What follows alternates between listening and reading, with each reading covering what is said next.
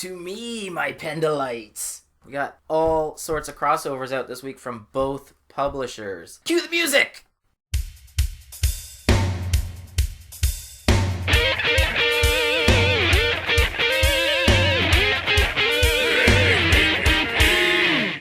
Hey, we got some on-the-spot comic reviews today. We got quite a bit of toy news there by the looks of it. We got It's bulleted. It's pretty much just 3 things. We got I can't remember all these. Awesome Nintendo news by request. The Nintendians? Because people are tired of hearing about the X-Bone. Just tired. You're going to get a little bit of X-Bone news. No! It's literally 1 point. Every week it's 1 point, though. And then it spins into 50 points. This is new console season. That's true, it is. Year, I guess. And that's what we're getting from Nintendo. Technically. Technically not. Like I said, beginning, it's crossover week, Gary. It is crossover week. So I'm doing a it's crossover. Crossover season as well. I know. And you're doing a crossover. I know. And then there's one we are not doing, though. It's brimming with crossovers this time. Right. So this week we're going to skip Infinity because we are going to be talking to you about it later on in greater detail and length. You had mentioned a recap special, and I love that. I know. I think we should. In fact, we should do it for all crossovers. Always do a recap special. I suggested that for my one. You go, no. I believe your exact terms was DC. I think that was exactly what you said. I'm pretty sure it was too. Yeah. I'm pretty sure, yeah.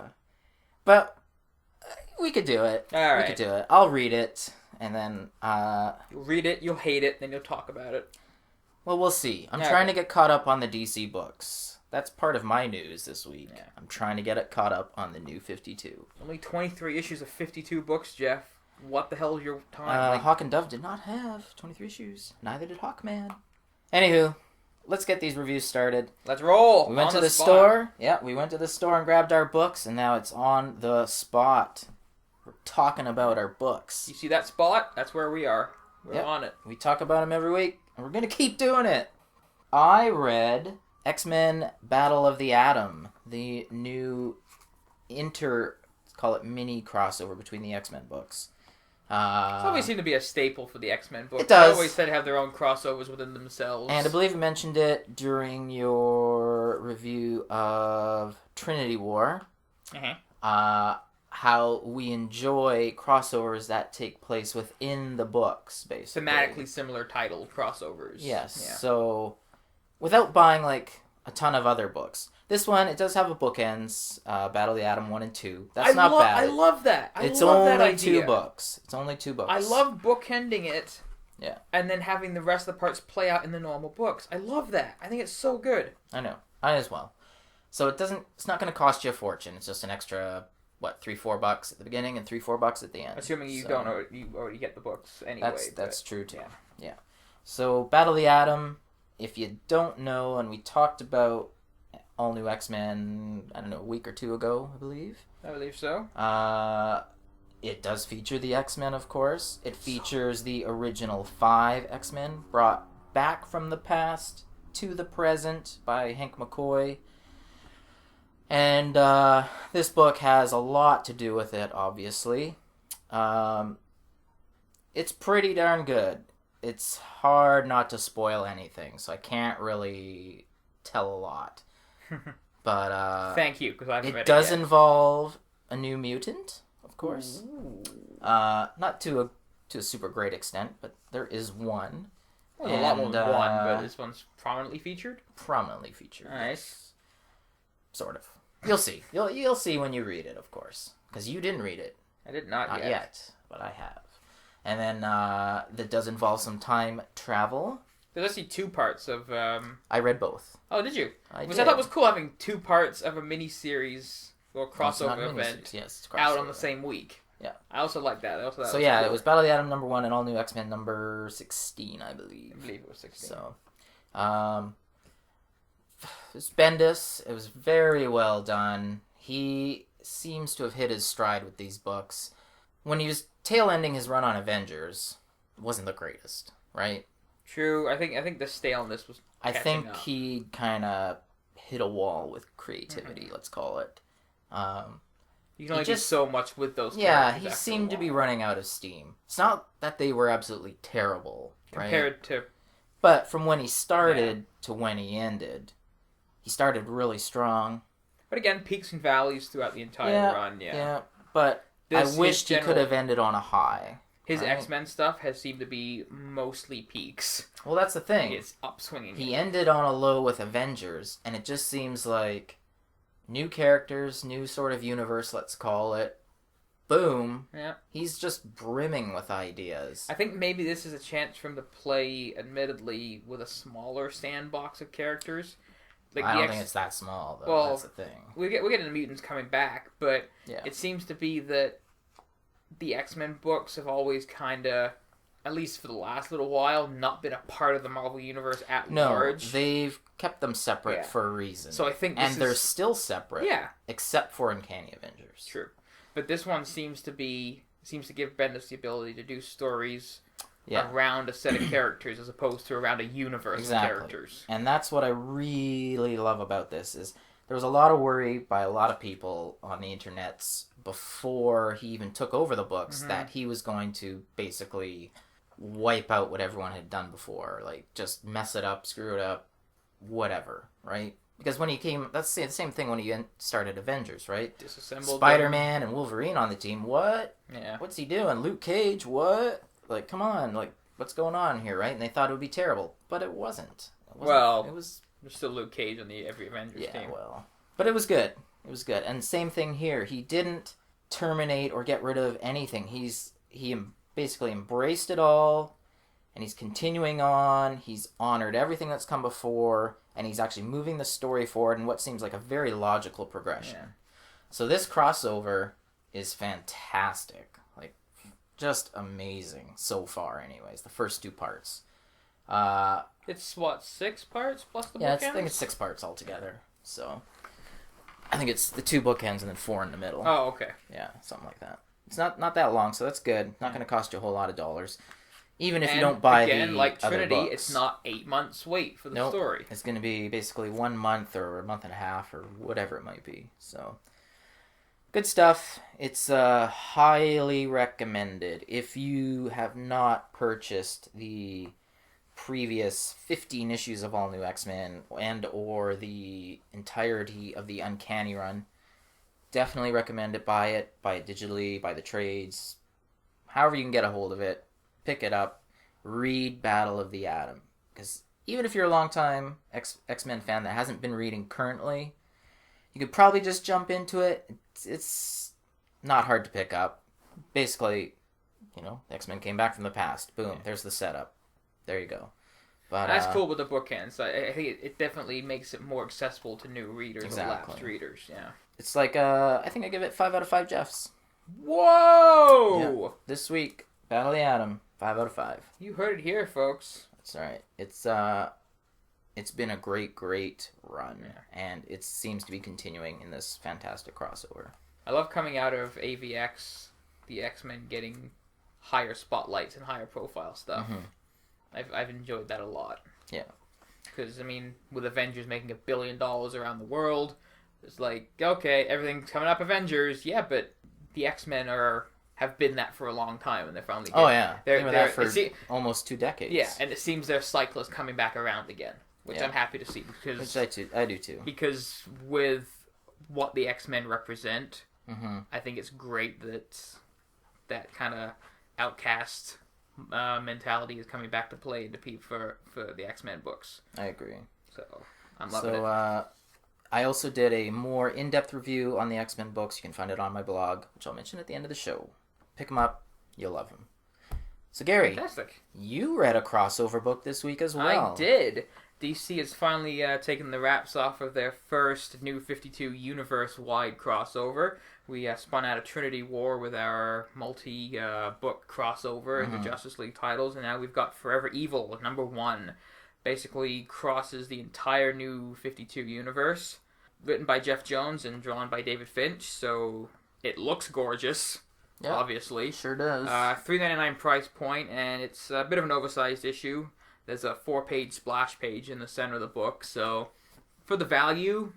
definitely good. The story, again, is the first part of a big universe-wide crossover. I believe it's 7 parts, so... I thought it was only 4 parts. I think it's 7.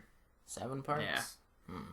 So we're getting a lot of story out of this, and so this is really, standard issue first piece of a crossover, where it's setting everyone in place, putting people on their paths.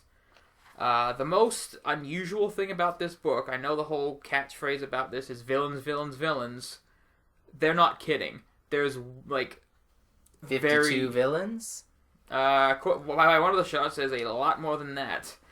But there are barely any DC heroes in this book. Well, it is a villain-centric crossover book. So. I would have thought, alright, we're getting the final page, where's the Justice League pulling themselves up out of the dirt to go on? Nope! I mean, look at the cover. Villains, right? And some of them aren't in the book. Oh, yeah? Some of the villains on this cover are not in the book. They might be in an upcoming book, so... Yeah. Plus, don't forget there's all the one-shots this week. Yeah, we're going to talk about those. And all month, really. I don't like to use the term one-shots, because there are more than one. That's true. But, the whole thing, Crime Syndicate popped over from Earth 3. They're opening up jails all over the world to unleash all the villains. And you've got basically them setting themselves up to take over the world. And there's villains everywhere. There's the whole Dick Grayson issue, which I don't want to get into spoilers or anything too much. Dick Grayson is in the Nightwing big spoiler thingy. Oh, okay. Is that it? Yeah. Okay. I don't know the spoiler. Okay. So there's... I just saw it rumored online. Yeah. There's something happens with Nightwing in here. I'll hand you the book. Something happens to Grayson in this book, which DC may have over-trumpeted, but I don't think it's that earth-shattering. It's a trope that's been done, so nothing earth-shattering here. But depending upon how they play it out, whether it takes place in this book or later on, we'll see what happens. I think it might end up being not as big as they'd hoped it would be. You think so? Yeah. But because it's nothing we haven't seen. But I enjoy the book. I like to see where they're going with it. They're doing Ultraman, a nice little twist on Ultraman. So I'm enjoying Ultraman being the opposite of Superman in so many ways. It's really, really great to see some of his personality traits. We've got some not too many heavy action scenes.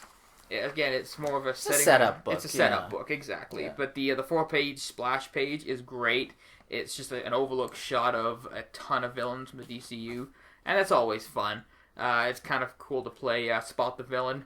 So just trying to go through and name all of them. I got maybe 3/4 of them.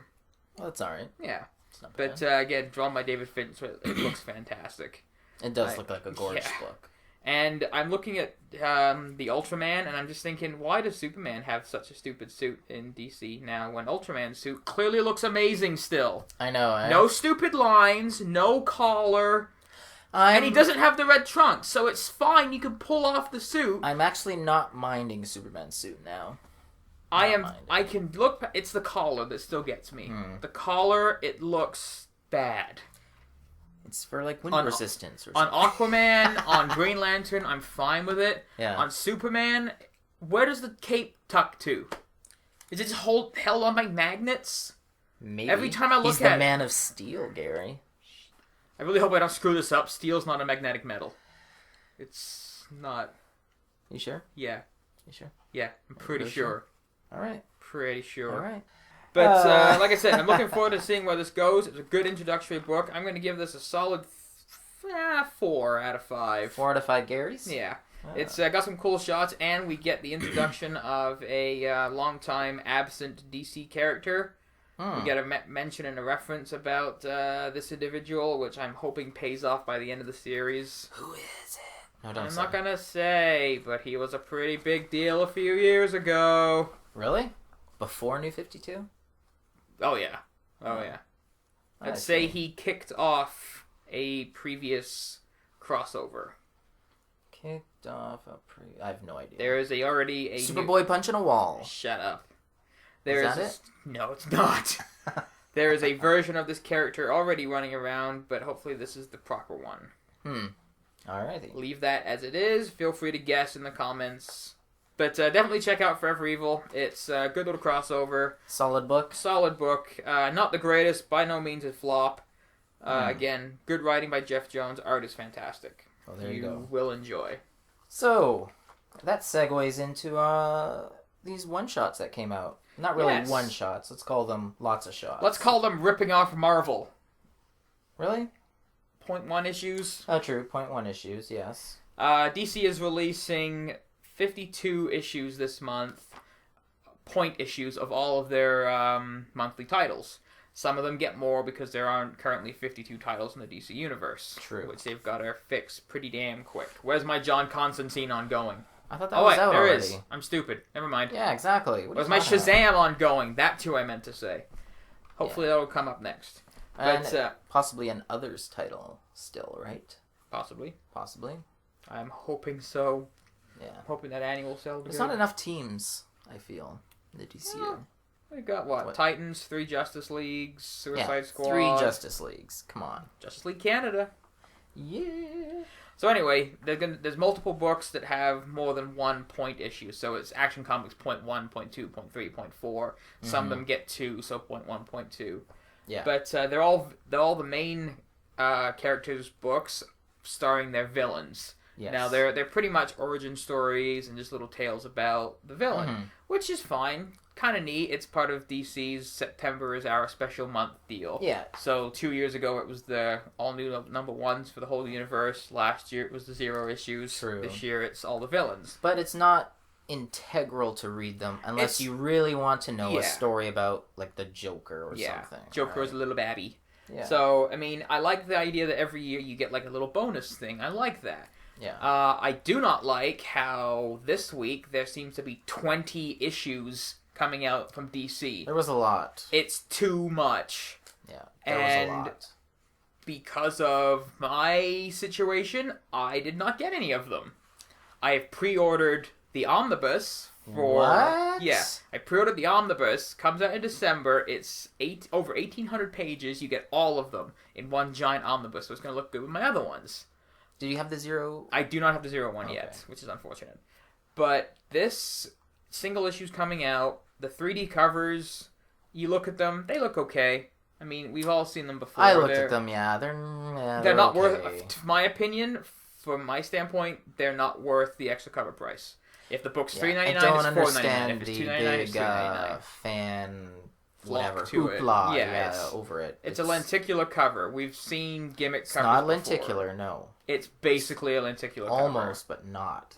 It's a variation of lenticular technology. Yes. So I wasn't sold on the idea from the get-go. It seems they could have done something a little better. I like the concept, but having so many come out on one get-go is a little ridiculous. It remains to be seen how many come out next week, though. Another 20? Yeah, it's putting a little much onto people's plates. I mean, financially, it's a big investment for this. If you purchase all of them, though, that's the thing. Right? I don't get nearly half of the DC books that they put out every month. Yeah. I have 15 books this week that I would have been buying. Yeah, that is insane. That is a crazy shipping schedule. They don't ship the same as the normal schedule. Like, I never have all 3 Justice League, Earth 2, Green Lantern. They never come out the same week. They just don't. And I got to the point where I have to draw a line and go like, nope, I can't financially support this. See what you did, DC? You lost Garry's money. You lost more of my money. Yeah. I'm still going to get the books. I'm still buying the omnibus, so they're going to get me there. Yeah. But to me, that's a better investment. True story. So I'm still getting Forever Evil, and the bit that's kind of got me, there's so many good storylines in DC right now, like Aquaman and The Flash.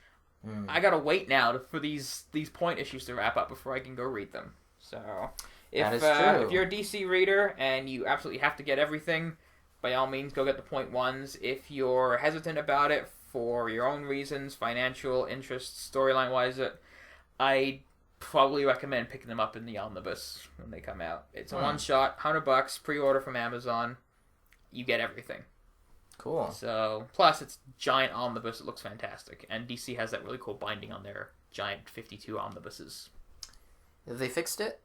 The one I got for my one issues was great. Is I it? had Cool. no issues with it. It lays flat. It folds out perfectly. Alright, It's got perfect. a nice little big fold. It's great.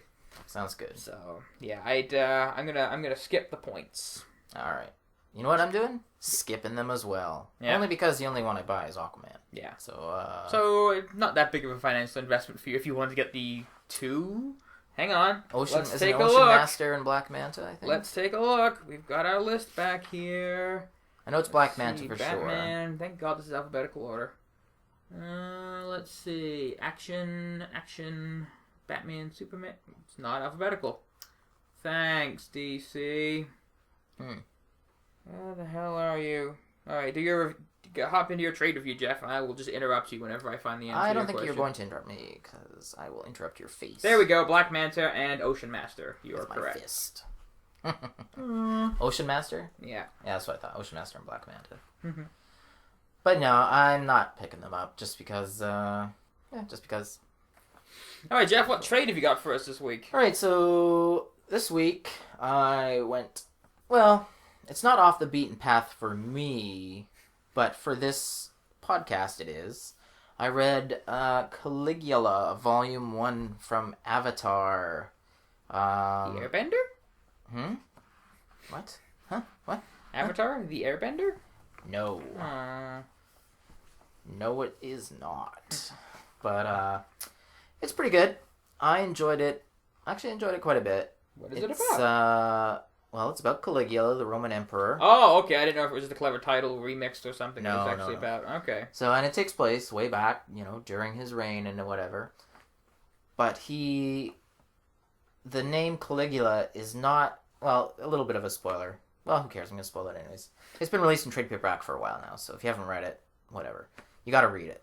Caligula does not actually refer to the emperor. It refers to the demon that is possessing him.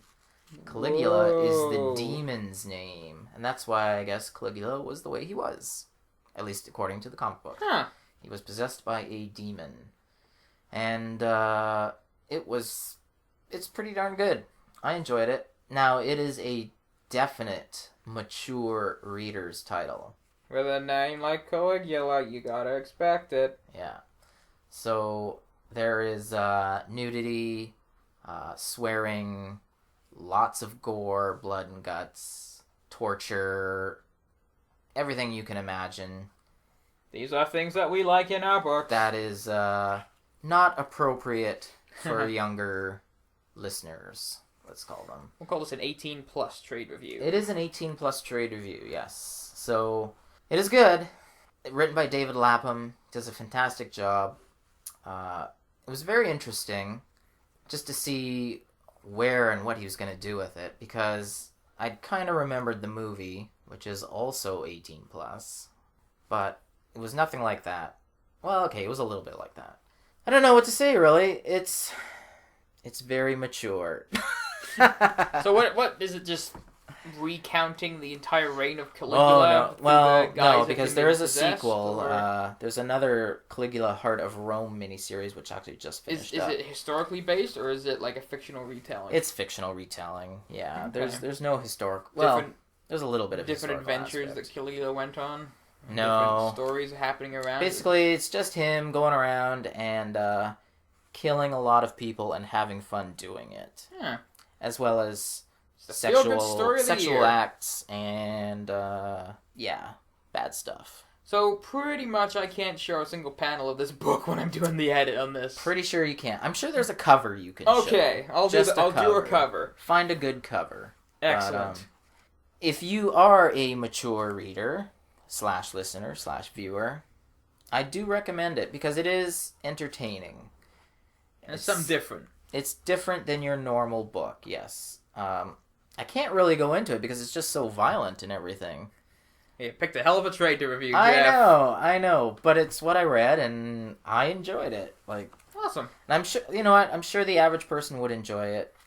Not the average children. Yeah, no children's. No children's. But yes, if you want something out of the norm And it's fully painted, which is also pretty cool. Nice. Although I cannot sadly recall his name at the moment, which really sucks.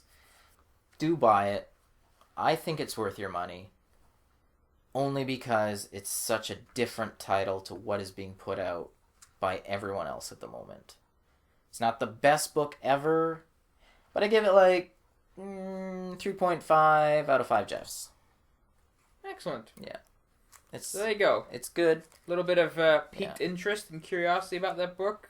Jeff's recommendation, check it out. I do recommend it, but excellent. You gotta be of age. Of age. So I guess we got some toy news? Nope. We have our... That's right. New feature. I keep forgetting. Because it's only the second time. Last week we debuted a new feature, and I've renamed it already. There you go. This is the Pendulum Power Panel of the Week. Woo! I don't even know. Pause for fanfare. Love it. So our Power Panel of the Week winner goes to Wolverine and the X-Men, number 35 from last week. Ooh. It's kind of more of a couple of panels, really. One of my favorite characters out of that series has been Brew, the sentient little brood guy. I enjoy Brew. Brew is amazing. Yeah, it's pretty good. Unfortunately, he had a bit of a issue where he was injured and turned back into a I recall that. mindless monster for a little while. Yeah. But due to an interaction with one of the little Bamfs that's been kicking around Wolverine and the X-Men, which I don't know too much about the Bamfs, other than the fact that I love the Bamfs. They remind me of the Minions in Despicable Me. A little bit. They're a little minion-y. Yeah. They're a little minion-y. A little bit. Yeah. So he has a little bit of an encounter with them and gets his mind back. So now he's Brew again, which makes me so happy. Yeah. And at the end, during when you see Brew get his little have his little flash, there's this cloaked guy with the Bamfs, and you're like, what's this all about? Last panel page, you got a couple little Bamfs hanging out with some dude, and just chit-chatting about how the X-Men, hopefully they haven't forgotten about him, and hopefully they've got time. I know what it is. Time. You don't have to tell me. Let me guess. Nightcrawler. Oh, yes! Yeah. The panel ends with this guy walking away with the 3-pronged foot that's like 5 times bigger than the Bamfs and the tail. That's cool. So we don't know where this is. We don't know if it's a heaven or something, because Nightcrawler went out like a champ, saving hope. Yeah. And I cannot wait. I mean, it's been kind of spoiled that Nightcrawler's coming back. Yeah, it was spoiled quite heavily. Yeah. But the fact that he had this little tiny bit of a teaser inside Wolverine and the X-Men, I had a big dumb grin on my face when I read this. That's pretty cool. I have not read that issue yet. Because Nightcrawler is awesome. If you don't like Nightcrawler, you are a bad person. You think that's far? I think it's too far? I think it's not far enough. Really? If you don't like Nightcrawler, you're wrong. What if someone doesn't like Nightcrawler, but they like Age of Apocalypse Nightcrawler? That guy's a dick. I like him. The guy sold out his friends with a chance for revenge. Although he did do one of the coolest things I've ever seen in a comic book. He bamfed the shark inside of That's right. the The Age of Blob, Apocalypse wasn't it? Blob. Yeah, there was like a big shark tank. He bamfs to the shark tank, grabs the shark, bamfs inside Blob, the Age of Apocalypse Blob, and then bamfs out and has the shark like eat him from the inside out. That was pretty cool. That is not a mature reader's title either, by the way. No, that's a fun for all ages. But he's still a bit of a dick. Yeah. Nightcrawler went out saving hope. I do enjoy Nightcrawler. Yeah. He's a demon-looking elf guy who is a very devout religion of his own accord, and he has a rapier. Yeah. How do you not love that? It was spoiled quite heavily, as everyone may or may not know. He will be returning into another Jason Aaron penned X-Men book called Amazing X-Men. Yeah. So that should be pretty cool. So that was our panel of the week. Power panel. The Pendulum big, huge, power exploding panel. star for this. It's going to be great. It's going to be like a little frame. I don't care. It'd be like a firework coming out at your face through the screen. Baby, you're a firework. Into your ears. Now we got some toy news for you, Geoff. All right, toy news. Waiting. Let's go. Yeah. Let's get this toys for all on of you the road. people who didn't go see Pacific Rim, you can make it up to me by going and pre-ordering this sideshow Pacific Rim statue of Striker Eureka, the best Jaeger in that movie. I love Gypsy. Which one was that? The Australian. That was an awesome with one. the twin arm blades. Yeah. I love the design of the mech. I love the twin arm blades, and I think I love Striker Eureka a little bit more than Gypsy Danger because it was piloted by Mac from the unit. So that pushes it over the edge for me. But yeah, Sideshow's got a new Pacific Rim Striker Eureka statue coming out, I think next August. It's a little pricey. It's $400, but they have their payment plan, so go buy it. It's going to be 19 inches tall, and it has a red and blue light-up feature on it, and it just looks spectacular. We're getting a little action figure from NECA of Striker Eureka coming out soon, so feel free to buy that in the intern. There's a new Kobo Bukia... is that, am I pronouncing that right? What? Kodo Bukia statue from their Artifacts line, based upon Adi Granov design for the Incredible Hulk. I've mentioned it before on the show. I love Adi Granov. The only issue I have with this, it's not in scale with the Avengers Reborn statues that I have. Yeah, that it's only a 10-inch scale or a 1/10 scale. It's coming out in March next year, but it looks fantastic. I might see with the price point, but I want a Hulk to go with my Avengers Reborn, and that's a 1/6 scale line. Yeah. So. Best toy news of the week. Toy news? This is so good. There's a Teenage Mutant Ninja Turtles classic collection. Shut up. There's a Teenage Mutant Ninja Turtles classic collection coming out. It's a Toys R Us exclusive line. Just as a point of interest, it is not the best toy news of the week. It is. You don't even know. You don't even know how good this is. Oh, It's exclusive to Toys R Us. You can get them online now or in stores. Probably in Canada eventually, because we always get our crap way later up here. But True. the figures are made using the original Playmate molds from the 90s. Oh, yay. So you've got all the old school original designs for the Turtles. You get they have all four of the Turtles: Leo, Donnie, Raph, and Mikey. Also, Splinter and Shredder are available right now, with Bebop and Rocksteady coming out in a month or so. Yay. But they look exactly like the old ones. The listing has 30 points of articulation, but the photos really don't show that off, so I'm going to have to wait until I probably pick Does one it up. really matter? Yes, it does. Because people love the articulations on a figure that never People meant don't to have love that many. turtles! People love the turtles. No, I don't think they do. They do. Do you love the turtles? Let us know if you I love think the only turtles. children between the ages of 0 and 2 love the turtles. Or people who love the turtles when they were between the ages of 8 and 13 and who are now 30 love the turtles. I don't think so. I think they've grown out of it. No one grows out of the turtles. I think they do. Nope. I think turtles are not good. They feature the weapon racks from the original releases, so those single color molded plastic pieces that had like tonfas and ninja stars and everything. You get those in there. They also have released the party van, like the Turtles van, God. which is so good. The best news of all about this, next year they're going to be releasing a third wave of figures based upon the movie. The original Ninja Turtles movie. So the turtle designs will Why not the reflect- Michael Bay movie? Shut up. It will reflect the design of the turtle suits and costumes from the first Ninja Turtles movie. So that's an automatic buy, all four turtles. If the sales are good, they may do Splinter and Shredder and maybe April and Casey as well. So that's one of my favorite movies. It's still fantastic. I am really looking forward to these figures because they made figures based on the Turtles movies, but they were, back in the day and not great. But there's a couple photos online from Toy Fair or Comic-Con that show off what they look like, and it's a Leonardo figure, and it looks great.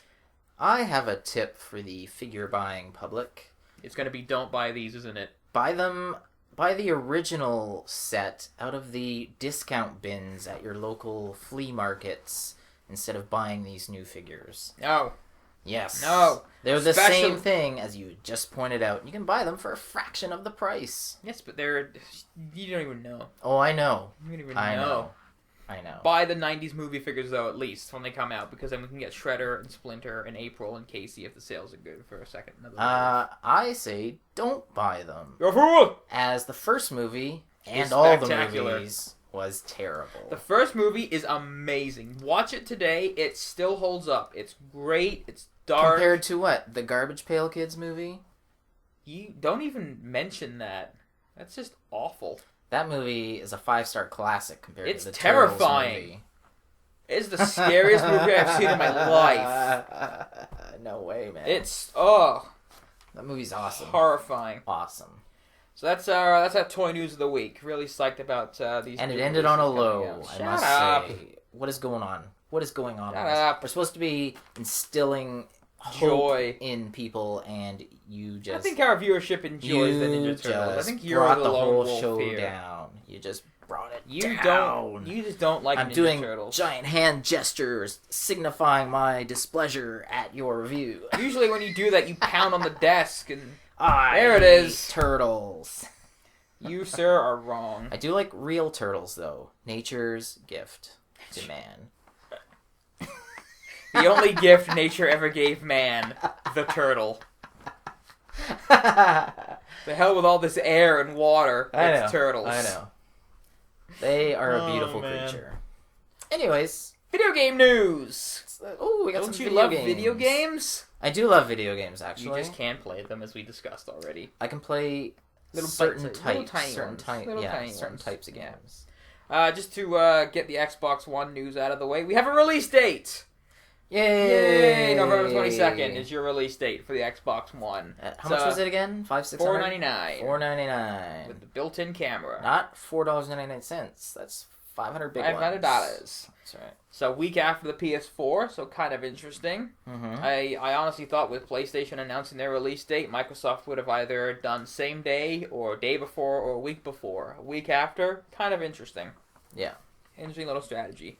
In order to prep for our new release consoles, with my PlayStation 3 dying on me, I took all my stuff into EB to trade in. I thought, alright, I don't know How many what games did that total? It had to be like 13 or 14 games. Wow. Yeah, 15 maybe.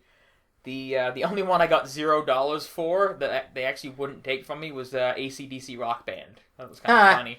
They wouldn't even take it They for wouldn't free? even take it. Nope, they gave it back to me. So, but they had a cool promo. The reason I went into EB to do this deal, they had a cool promo on. It was the more you trade in, the more you get.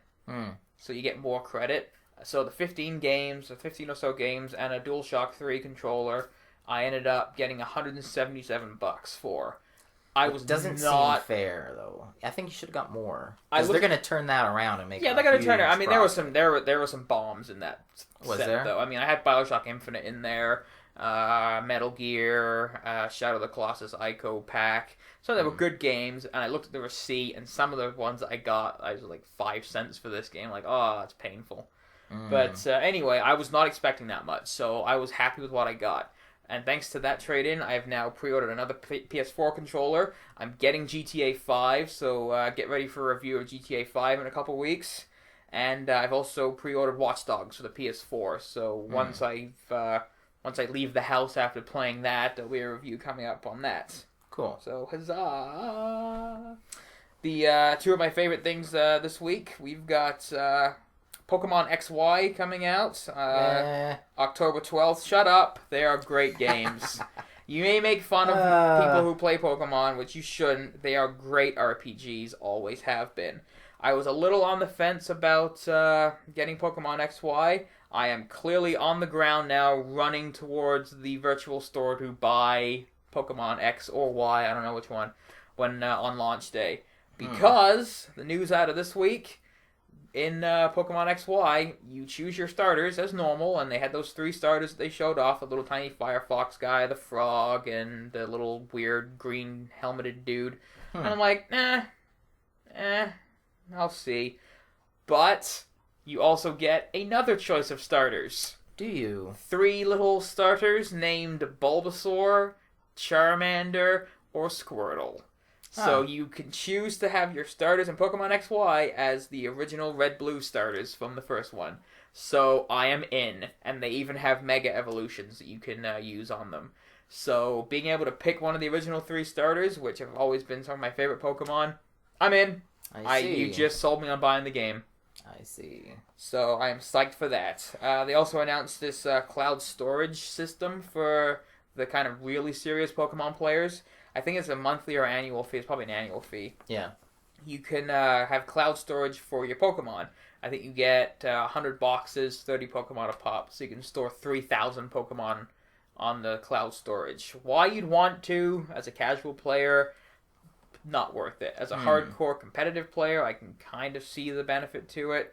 Keep them off your system, have backups of creatures, that's fine. Yeah. It's an interesting service. I'm not quite sure how beneficial it's going to be for a larger audience.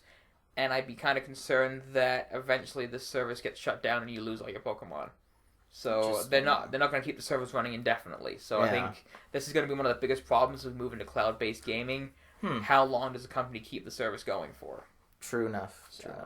Also, I was never a fan of the Pokemons. I've played a lot in my day. I was never in that age range of 0 to 2 to watch the cartoon, so... I played a lot more of it than I probably should have at an age where I probably shouldn't have. I have Pokemon White at home that I've been playing, and it's for all the kiddiness and the marketing and the merchandising behind it. At its core, they know how to make a good RPG. It's still a good battle system. It's still stat upgrades. It's still it's basically an RPG party, and it's fun games, overworlds, dungeons, cool, colorful characters, great animations on them. There, if you decide to have them on or not. But they're a fun game. And they've done some cool little additions with Pokemon XY, taking advantage of the touchscreen, the stylus, the 3DS. So I'm looking forward to it. All right. Also, dropping on October 12th, we have a new system. Woo! The Nintendo 2DS. Which, honestly, the reaction online, people thought it was a joke. I know. Because some people did mock-ups a few April Fools ago about a Nintendo 2DS. Was this subject not also a request? It was. It was. We take requests. We do. It's an interesting little portable system. I'm not sure the portability is a little bit lower than because it doesn't fold in half. It looks bulky. It's no clamshell. You can't but put it in your pocket. Target audience for this design, I think it fits. It's suited for the target audience. Yeah. It kind of looks like the head of an axe, which someone mocked up and did a saw photo that online. picture. Took them about 2 hours to do, so it's always good to know the internet works this fast. Yeah. It's like wedge-shaped, like a piece of cake, axe handle style. Multiple colors, which is nice. I wish the regular 3DSs came in this amount of color. Yeah. Just to give us options. I don't know why they don't. But it has no clamshell, no hinge in it. Doesn't fold down. It's a bigger design. Just a flat brick. It's flat brick, kind of wedge-shaped. Yeah. The interesting thing, it's called a 2DS, which, two dual screen, fine. It's actually only one screen. There's a solid screen underneath the plastic divider. That's why they manufacture it at the cheaper cost. It's $199 price point. So it's like my first 3DS. Yeah. So the reason why it's so cheap is they've cut out some of the bells and whistles. The neat thing is about it being one screen. The entire thing is a touch screen. Yeah. But the top screen has a plastic cover over it, so you can't actually interact with it. I can see some modders out there probably cracking it open just to see if it works and maybe playing around with the guts of it. Yeah. The guts.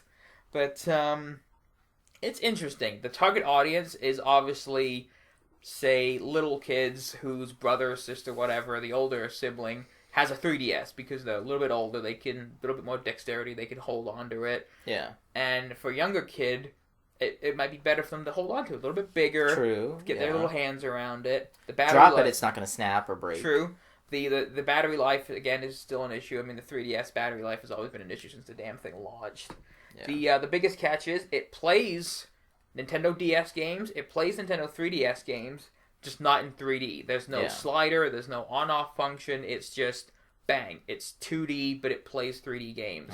Now, whenever I play my 3DS, I have that switch as far down as it can go anyway, because I don't like the 3D. I find it, if I'm playing, I'm sitting down in a chair, laying in bed, I'm a bit of a fidgeter. I can never keep my hands at the exact perfect half a degree angle for the 3D to work, so it's off anyway. If I didn't have a 3DS XL and a 3DS in my house, I would go get this. Yeah. But it's not meant for me. It's meant for a kid whose parent or sibling has a DS, and they want their own, so this is the option for it.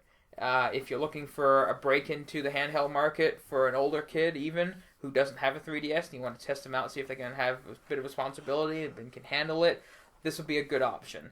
It plays all the new games coming out, so there's no worry about not being able to play the games. Are there any new games being launched with it? Pokemon XY. Okay. Same day. So there's going to be a lot of kids walking around public schools with new 2DSs and Pokemon on the 13th of October. The only issue I have with it, is this is continuing Nintendo's problem of brand identity confusion. People still think the Wii U is an upgraded or add-on to the Wii. And this addresses a problem that Nintendo didn't have with the 3DS. People know the 3DS, people are buying it in droves. Yeah. So now this just creates confusion for the uninformed shopper that goes into an EB and just like, I need a DS for my kid or my grandkid or something. Yeah. So it's Nintendo's having a hard time getting their brands to be recognized, but they're doing it the wrong way, fixing the problem the wrong way. The Wii U still has a hard time being seen as a standalone system. I mean, there are retailers in the States that mislabel them all the time in their flyers. Yeah. People talk about them on TV shows. They just call it the Wii. Yeah. So I think that's where a lot of the problems come from. The 3DS never had that problem, but they've gone and done a new version of it. So you think they should just had an all-new different name? I Instead think of the Wii U, it should just called the If they V called it the or Wii something. 2, people would have been like, okay, fine. Nintendo has come out and said that they don't think that's the problem. I think it's part of the problem. Yeah. So, another quick hit thing for video game news before we move on. There's a game on Steam right now called Papers, Please. If you're a fan... Papers, Please. Papers, Please. If you're a fan of just point-and-click adventure, story-driven, retro-esque gaming, go pick this up. It's, I think, $5 or $6 on Steam. You can probably find a little bit of a sale. $5. It's fantastic. You play as a newly hired border guard at this country's border. Made-up country, so, it's all fine. And you go to work every day, and you have to check people's passports coming into the country. The government you work for has these different rules. This has to match this. This has to match that. And then every day, there's like another little thing that comes up. Like, if you're not a citizen, you can't come into the country. And then the next day, if you're not a citizen, you need like this little ticket. Or this has to match. This has to match. And you have to find people that are either not supposed to be there and not let them through, or are supposed to be there and let them in. And there's choices you have to make. Like, moral decisions. So, is this like a heavy graphics type of game, or very simple? It could have been a Nintendo game. So, like, if you refuse someone, is it like a terrorist and they pull out a gun and, like, shoot you or something? There are actually terrorist acts. There was a firebomb that went off and killed one of the guards, and they closed the border down for the day. And then I got sent home. Now, you have a normal work day, accelerated clocks, so you only make money up to a certain point in the game. Yeah. This money goes to clothe, house, feed, and take care of your family. The more people you let through and do a good job, the more money you get. There are fines for letting people in that shouldn't, and if you let someone in, it takes money away from you, which then you don't have as much money to feed your family. I had my uncle and my son die. Oh, really? Because I didn't have enough money for medicine for them. Because I'm checking these people out. This is obviously a foreign country. Yeah, It messes with your mind. There was a husband and wife duo that came through. The husband had all his papers in check. I let him through. His wife is the next one in line. She doesn't have, like, a ticket to let her into the country because she's a foreign national. And you felt sad? And she said, if I send her back, they'll kill her. Her husband's already on the other side. If I send her back, I'm splitting them up, and she's going to get killed. So I'm like, what? You realize it's a video game. Yeah, but you're playing it. You're invested in the narrative of the story. It's the same thing with a movie or a book. These aren't real people. That's funny. So I'm like, okay, go through, and I got a fine for it, which took money away from me, which means... And killed your son. I killed my son and my uncle! Unbelievable. I don't know if my uncle-in-law, whatever, but I'm like, oh my god. So I haven't actually played for a couple of days, because I don't want the rest of my family to die. Because... there is no right choice. So it's worth your $5. It's a great experience, and I'm glad I'm not in this situation. It will pass the time. It's certainly not a waste of time. It's a waste of time. It's not a waste of time. Come on. It will pass the time. It gives you no life skills. It'll give you something to think about, though. It'll make you reflect on... if you're able to sit in a room in a room with power, eating a sandwich, playing this game, it'll make you appreciate the fact that you're able to do those things. I see. It definitely gives you something to think about. So that's my game pick of the week. Is Papers, Please go check it out. All right, sounds cool. Yeah. Jeez. So what do we got sad. next there, Gary? I'm so sad. What's coming up? Well, we got some internet news. I have some internet news. Let's delve into the internet, shall we? Let's talk about your favorite movie franchise of all time, Transformers. Let's talk about that. I love Transformers, the movie from 1980. Oh, you don't mean that one. No, I don't mean that one. Well, the cover's off. We know basically what's going to be going on. We got a new subtitle for Transformers 4 and a little teaser poster. What's it called? Age of Extinction. Correct. Which means we're getting Dinobots. Yay, Dinobots with flames. Flames on them. Yeah, on them. If Grimlock does not spit fire, I'm going to be very upset. But I'm going to be very upset anyway because you know the design's going to be garbage. Because it's a Michael Bay. Do you think he'll have a giant sword? I don't even know what he's going to have. Yeah. They've had shots on set of Mark Wahlberg running around with a giant sword. It's a Transformer legacy item. Really? Yeah. So I don't know. I'm going to be very, very skeptical of this movie until I see any photos of the actual designs. I don't recall. Is Shia LaBeouf in this He is not. All new cast. Do you think Shia LaBeouf will be the voice of Grimlock? Wouldn't that be amazing? Oh my god. It'd be like the biggest middle finger Michael Bay could give to the world. It would be, wouldn't it? I mean, if he even transforms, unless they're just Dino mode. Just Dino mode? Yeah. I doubt it. The designs they do are so garbage anyway that I don't even care what they look like because they're going to look like crap. I'm not even going to go see it. I'm done. You're a liar because you weren't going to go see the last one. You went opening day. No, I didn't. I did not see Dark of the Moon. What? I'm pretty sure you did. Nope. I did not go. I saw the first one in theaters because it was like, oh, Transformers! I saw the second one in theaters twice because I was in denial. I'm like, no, I'm going to give it another chance. I see the second one. And then I saw it a second time, so I'm like, no, it didn't happen. That's right.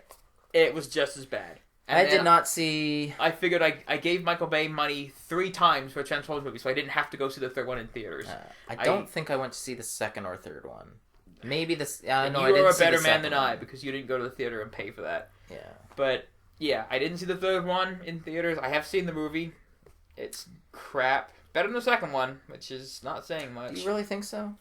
Saying this third one is better than the second one is saying that, like, a punch in the face is better than a kick in the balls. You're still being assaulted. But if you had to pick one, I'd take the face punch. I would watch Transformers, all of them, on endless loop any day over Ninja Turtles. I knew that was coming. Any day. You're such a son of a bitch. Any day. Wow, Transformers, eh? So that's our Transformers. We're gonna get crappy Dinobots now to go along with our crappy Autobots and Decepticons. Cool. Yay. Cool. Yay. So you got something else? Yeah. Got lots of stuff. What do you got? Because I got stuff with too. News. All right, you go. The prevailing biggest rumor of the week is Benedict Cumberbatch in Star Wars 7. Apparently, it's been kind of a background news piece among internet hot sites for a couple of weeks now. Of course, his representatives come out and deny that he's been cast. Yeah. Being the key word, cast. Yeah, cast. Yeah. Not that they're not talking. They could be shoring up schedules, negotiating, doing things whatever, like that. working around his schedule. So, I mean, it could be nothing, could be a rumor.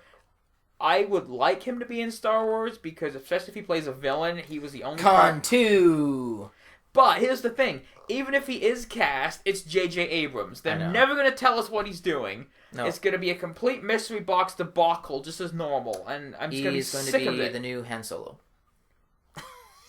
In flashbacks that we already saw. What? I know, eh? If he plays a Sith, that'd be fantastic. That's kind of the idea. He's Boba Fett. That he's the new Vader type crawling character. Out of the teeth mouth. Stop saying he's playing Sarlacc. No, he's playing Boba Fett crawling out of that pit. Okay. Yeah. They said he's playing the teeth thing. I'm like, Sarlacc. I know he's playing Smog, but they're gonna mocap Sarlacc. I have some Benedict Cumberbatch news as well. Good news. Looks like we may not have to wait till the new year to watch Sherlock. It may premiere earlier than expected. Did you hear that? Yay! So it might be November, December. I'm thinking December, Christmas-ish. I did read Moffat saying that the ending will be more confusing and more speculative and just disorienting than you could possibly imagine. No! Stop doing that! No, we need it to go into the next series after this. Need more Sherlock and more Sherlock. Oh, I want more Sherlock, but I would like something not to cause me to go, huh? For the next year and a half until it's answered. Mm-hmm. And I would like to say that mustache that Watson is rocking is pretty glorious. Is it? It might be the second greatest mustache on TV. Who's the first greatest mustache? Ron Swanson? Who's that? Parks and Rec? I don't watch Parks and Recreation. Okay. I want all your eggs and bacon. No, I don't think you quite understand. When I say all your eggs and bacon, you're hearing I want a lot of eggs and bacon. What I really want is all your eggs and bacon. I probably really messed that up, but it's the gist of the joke. All right. You know. It sounds like kind of fun. Did you see the Simon Pegg prank video this week? No, I did not. People are well aware of my hatred for Star Trek Into Darkness. The only two things I enjoyed of Star Trek Into Darkness was Benedict Cumberbatch and this prank video by Simon Pegg, because I love Simon Pegg. They were shooting somewhere in the U.S. or somewhere where this big laser thing was going off. I think it was part of the engine core scene, which, again, the interior of the ship design is crap. But Simon Pegg managed to convince the cast members that they needed this neutron cream placed upon their face to protect them from neutrons. So there's set video of like Zoe Saldana and Carl Urban and Zachary Quinto with these little dots of cream all over their face because they thought they needed to protect them from neutrons and jumping up and down to loosen the neutrons. That's funny. And Simon Pegg is just losing his mind and everything, and he wrote up a document for Cumberbatch to read out loud on set after he had signed it about how this neutron cream is total BS and doesn't exist. So Cumberbatch doesn't read what he signs. That's funny. And they had him read it, and he's like, what? Ugh. And John Cho and Carl Urban were doing like a PSA thing for wherever they were, and they had the big flashcards, and they revealed they got had, and they're like, oh, you asshole, Simon Pegg. They've got the dots on their face at the same time, and it's so good. It's one of the funniest prank videos, and Simon Pegg is awesome, so it's a great video. I highly recommend you checking it out. Well, I don't know if you heard. Well, you don't watch the show, so you probably have not heard. Probably not. But anywho's, True Blood is coming to an end next year with Season 7. Season 7, final season. This year, it was alright. As you know, it's based upon a book series, right? It's called the Sookie Stackhouse novels. Yeah. The problem with the show is it doesn't really have an identity, because the book name, it should focus on her. Yeah. This last year, it focused like half on her and then half on everyone else. And the half that they focused on her was far less interesting than everything else. So she is the least important character on the show? Yeah, she was the least important and the least interesting character in this year's show. That's not good. And she's your main lead character. I think I've seen 4 episodes of that show. Yeah. So, even though it's got super high ratings still, not as high as they used to be, but still fairly high, they're going to end it next year. Kind of sad. But I hope they go out with a bang instead of this year. We finally got our Rocket Raccoon announcement. Yes, we did. Bradley Cooper. Cool. I always thought him as, like, the character's supposed to have, like, a Cockney, rough, gritty British accent.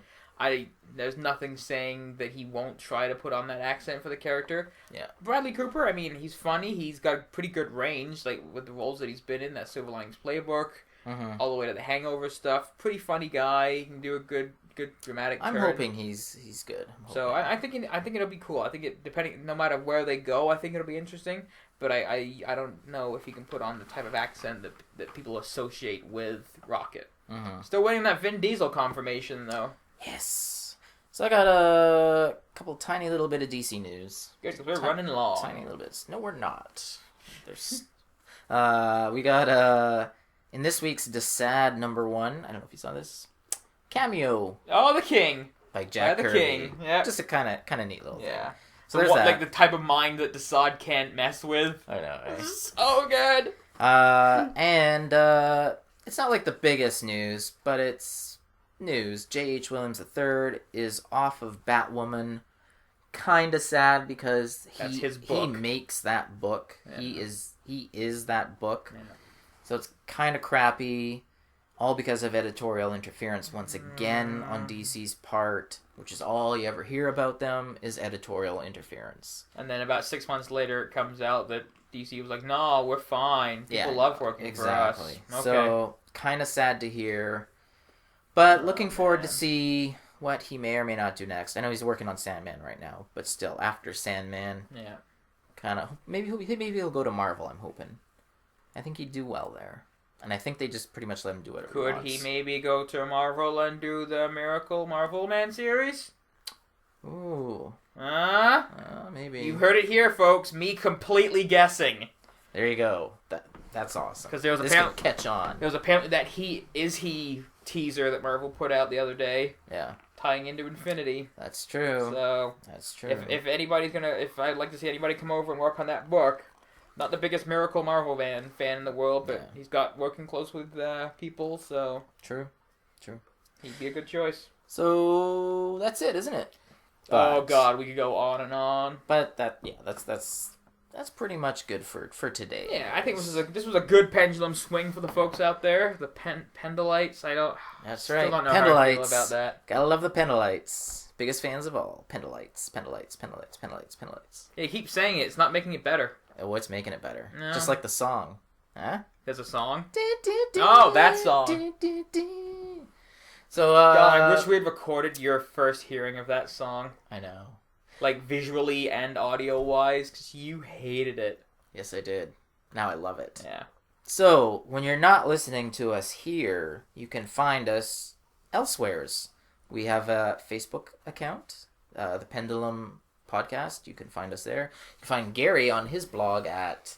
The Wagnarok on the Tumblr, Shelf Life of Wagnarok. Sorry. I have a new address and a new home on a blogosphere type atmosphere. I have the Telltale Mind on WordPress.com, but you can still find me on Tumblr under my old Mind Melds account.